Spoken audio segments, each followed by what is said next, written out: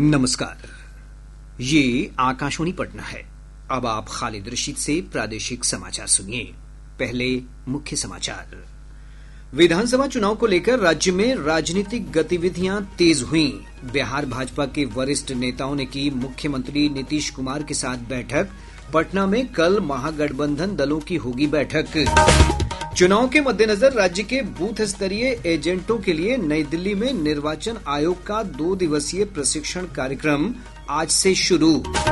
सर्वोच्च न्यायालय ने वक्फ कानून पर फिलहाल रोक लगाने से किया इनकार।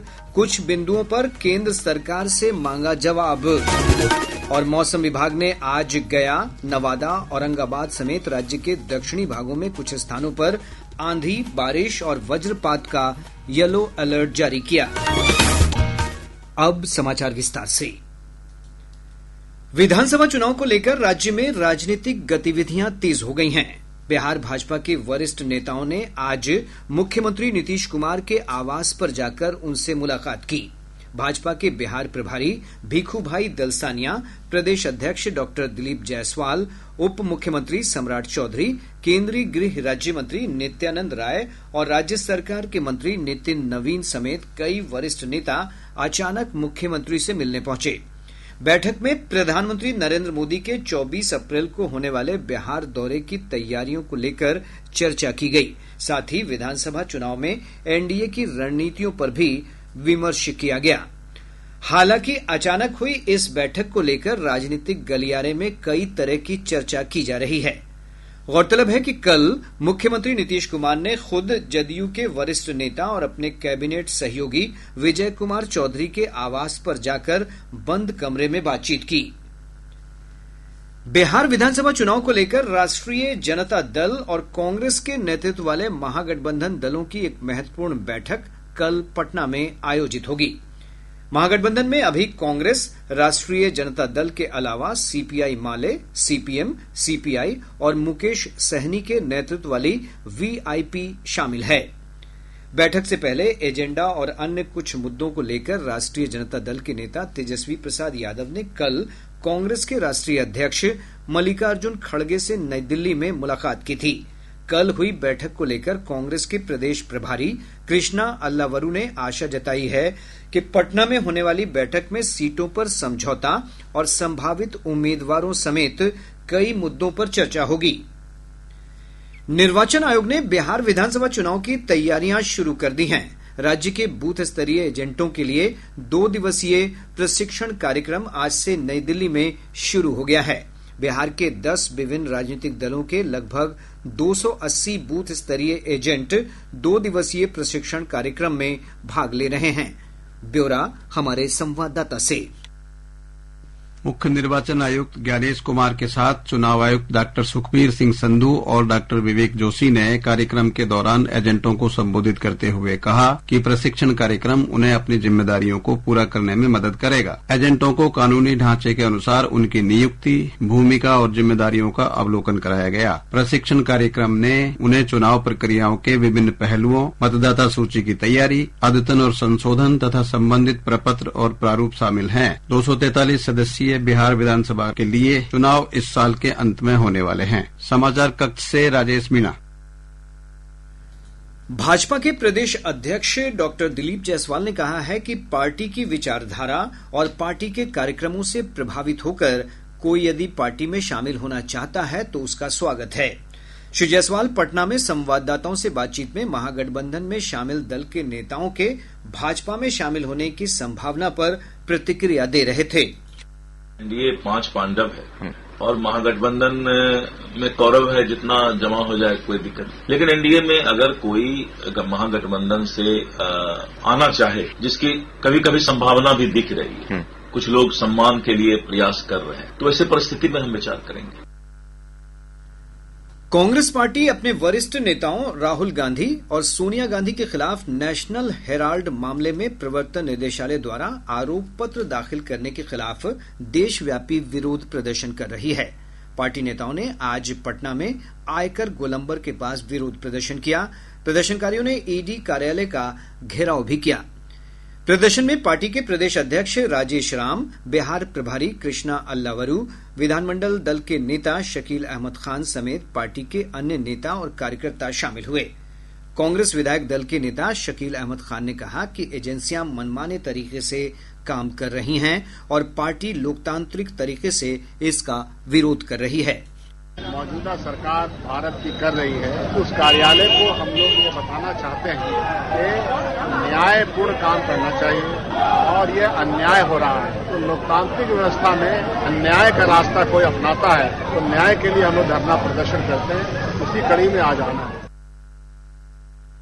भारतीय जनता पार्टी ने कांग्रेस पर प्रवर्तन निदेशालय को धमकाने की कोशिश करने का आरोप लगाया है। पार्टी के वरिष्ठ नेता रविशंकर प्रसाद ने कहा है कि ईडी के आरोप पत्र दाखिल करने से कांग्रेस पार्टी परेशान है। श्री प्रसाद ने नई दिल्ली में संवाददाताओं को संबोधित करते हुए कहा कि इस मामले में प्रवर्तन निदेशालय की कार्रवाई एक कानूनी प्रक्रिया है, जिसमें कांग्रेस विरोध प्रदर्शन कर बाधा उत्पन्न करने की कोशिश कर रही है। कांग्रेस पार्टी बहुत परेशान है, देश भर में धरना देने की बात कर रही है। धरना देने का अधिकार उनका है, लेकिन जमीन और फंड लूटने का अधिकार नहीं है उनका। कानून अपना काम कर रहा है, क्या कानून को अपना काम नहीं करना चाहिए? नरेंद्र मोदी जी की सरकार है, कानून को अपना काम करने देगी और कानून काम करेगा। भारतीय पुलिस सेवा के पूर्व अधिकारी नूरुल हुदा आज विकासशील इंसान पार्टी वीआईपी में शामिल हो गए। पार्टी के अध्यक्ष मुकेश सहनी ने उन्हें दल की सदस्यता दिलाई। विशेष निगरानी इकाई की टीम ने आज सुपौल के निलंबित अंचलाधिकारी प्रिंस राज और उनकी पत्नी अरियरी प्रखंड की अंचलाधिकारी अंकु गुप्ता के शेखपुरा और मधुबनी स्थित विभिन्न ठिकानों पर छापेमारी की। टीम ने शेखपुरा जिले के नगर थाना क्षेत्र अंतर्गत राजगोपुरम कॉलोनी में आरोपित दंपत्ति अधिकारियों के आवास पर छापेमारी की। हमारे शेखपुरा संवाददाता ने बताया है कि विशेष टीम ने अंकु गुप्ता को हिरासत में ले लिया है। निगरानी की टीम ने मधुबनी जिले के हरलाखी प्रखंड अंतर्गत झिटकी गांव में भी दंपत्ति के आवास पर छापेमारी की। जानकारी के अनुसार दोनों स्थानों पर छापेमारी के दौरान कर्तव्यों के निर्वहन में अनियमितता से संबंधित कई आपत्तिजनक कागजात मिले हैं। साथ ही धन शोधन के कई अज्ञात स्रोतों का भी पता चला है। प्रादेशिक समाचार आप आकाशवाणी पटना से सुन रहे हैं। ताजा समाचारों के लिए आप हमारे एक्स हैंडल AIRnews_पटना पर जा सकते हैं। सर्वोच्च न्यायालय ने वक्फ कानून पर फिलहाल रोक लगाने से इनकार कर दिया है। प्रधान न्यायाधीश संजीव खन्ना की अध्यक्षता वाली 3 सदस्यीय पीठ ने कानून के खिलाफ दायर विभिन्न याचिकाओं की सुनवाई करते हुए केंद्र सरकार से भी कुछ बिंदुओं पर जवाब मांगा है। सुप्रीम कोर्ट ने वक्फ कानून के विरोध में देश भर में हो रही हिंसा पर भी चिंता जताई है। गौरतलब है कि all India personal law board के कहने पर देश भर में मुसलमान 11 अप्रैल से विरोध प्रदर्शन कर रहे हैं। मामले की सुनवाई कल भी जारी रहेगी। काल बैसाखी के प्रभाव और राज्य के उत्तरी भागों से एक ट्रफ रेखा गुजरने के कारण प्रदेश के अधिकांश भागों में आंधी, बारिश और वज्रपात की परिस्थितियां बनी हुई हैं। मौसम विभाग से प्राप्त जानकारी के अनुसार पिछले 24 घंटों के दौरान राज्य के दक्षिणी मध्य भागों में कई स्थानों पर तेज हवा के साथ बारिश हुई है। गया के डोभी में सबसे अधिक 8.2 मिलीमीटर बारिश दर्ज की गई। विभाग ने अपने पूर्वानुमान में कहा है कि 20 अप्रैल तक राज्य के अधिकांश स्थानों पर आंधी, पानी, मेघ गर्जन और वज्रपात की आशंका है। मौसम विज्ञान केंद्र पटना के अनुसार आज गया, नवादा, औरंगाबाद समेत राज्य के दक्षिणी भागों में कई स्थानों पर आंधी, बारिश और वज्रपात का येलो अलर्ट जारी किया गया है। अगले 24 घंटों के दौरान राज्य के दक्षिणी भाग के जिलों के 1-2 स्थानों पर हल्की वर्षा होने की संभावना है एवं राज्य के गया, नवादा और औरंगाबाद जिलों के 1 या 2 स्थानों पर मेघ गर्जन, वज्रपात और तेज हवा 30 से 40 किलोमीटर प्रति घंटा की गति से चलने की संभावना है।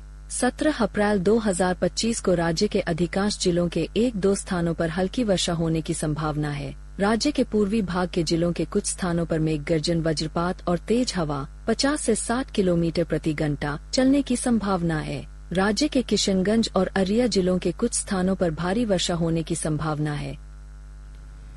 केंद्रीय शिक्षा मंत्रालय देश भर के स्कूलों में सड़क सुरक्षा जागरूकता के लिए सड़क परिवहन और राजमार्ग मंत्रालय के साथ मिलकर अभियान चलाएगा। शिक्षा मंत्री धर्मेंद्र प्रधान ने आज सड़क सुरक्षा के मुद्दे पर नई दिल्ली में सड़क परिवहन और राजमार्ग मंत्री नितिन गडकरी के साथ बैठक की। उन्होंने बैठक के बाद एक सोशल मीडिया पोस्ट में कहा कि सड़क दुर्घटनाएं और असुरक्षित ड्राइविंग लाखों लोगों का जीवन खतरे में डालती है। श्री प्रधान ने कहा कि मंत्रालय स्कूली शिक्षा के माध्यम से सड़क सुरक्षा उपायों के बारे में जागरूकता बढ़ाएगा। पूर्व रेलवे के मालदा डिवीजन में अमृत भारत योजना के तहत विकास कार्यों का पहला चरण का कार्य लगभग पूरा हो गया है। डीआरएम मनीष कुमार गुप्ता ने आज मुंगेर जिले के जमालपुर स्टेशन पर विकास कार्यों का जायजा लिया। उन्होंने कहा कि कार्य फिनिशिंग स्टेज में है और इस माह के अंत तक पहले चरण का काम पूरा हो जाएगा। श्री गुप्ता ने कहा कि दूसरे चरण में स्टेशन के 1 नंबर प्लेटफॉर्म से 2 नंबर प्लेटफॉर्म पर जाने के लिए फुट ओवर ब्रिज बनाया जाएगा। डीआरएम ने अधिकारियों को अमृत भारत योजना के तहत चल रहे कार्यों की गुणवत्ता बनाए रखने के लिए आवश्यक निर्देश दिए हैं। पथ निर्माण मंत्री नितिन नवीन ने कहा है कि जेपी गंगा पथ पर आवागमन पूरी तरह सुरक्षित है। श्री नवीन ने आज कंगन घाट से दीदारगंज तक हाल ही में शुरू किए गए पथ के कथित दरार वाले हिस्से का निरीक्षण किया। उन्होंने कहा कि पथ संरचना में किसी प्रकार की दरार नहीं है, बल्कि जिसे दरार बताया जा रहा है वो पुल के डिजाइन का हिस्सा है। वहीं बिहार राज्य पथ निर्माण निगम के प्रबंध निदेशक शीर्षत कपिल अशोक ने भी स्पष्ट किया कि जहां पुल खत्म होता है और जहां से जमीनी भाग शुरू होता है उस बीच में एक गैप रखा जाता है। उप मुख्यमंत्री सह कृषि मंत्री विजय कुमार सिन्हा ने आज सीतामढ़ी जिले के डुमरा प्रखंड स्थित मुरादपुर में राजकीय बीज प्रसंस्करण केंद्र और 500 मीट्रिक टन क्षमता वाले गोदाम का उद्घाटन किया। उप मुख्यमंत्री ने कहा कि ये पहल जिले के किसानों को आत्मनिर्भर बनाएगी और कृषि क्षेत्र में नई ऊर्जा का संचार करेगी। समस्तीपुर जिले के मुक्तापुर में एसटीएफ और स्थानीय पुलिस ने संयुक्त छापेमारी कर 25,000 रुपए के इनामी कुख्यात अपराधी अंकित महतो उर्फ आरडीएक्स को गिरफ्तार कर लिया। मधुबनी जिले के जयनगर में भारत नेपाल सीमा क्षेत्र के पास पिपरौन में एसएसबी जवानों ने भारी मात्रा में नेपाली शराब जब्त की है। खगड़िया जिले में सदर थाना क्षेत्र अंतर्गत एक नई पुलिस चौकी बनाने के लिए गृह विभाग को अनुशंसा भेजी गई है।